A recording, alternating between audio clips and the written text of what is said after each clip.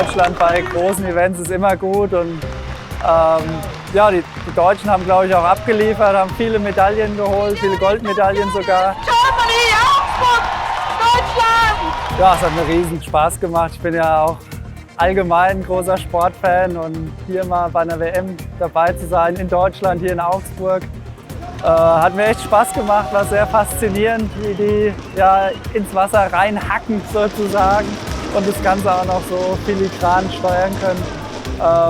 Ja, Wahnsinn. Champion auf der zweiten Position, Jessica Fox.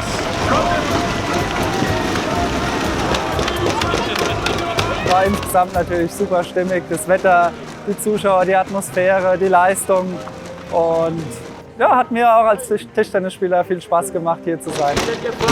Ich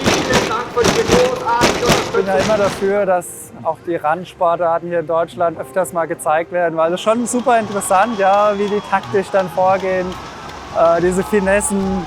Ich glaube, jeder Sport hat so seine Besonderheiten und ist attraktiv und mir hat es auf jeden Fall super viel Spaß hier gemacht zuzuschauen und ja, diese Top-Leistung auf allerhöchstem Niveau auch zu bewundern. Aus Andorra!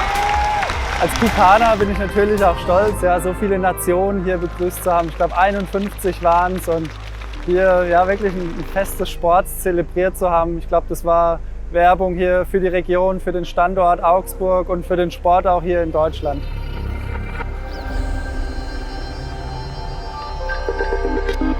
Industrial intelligence.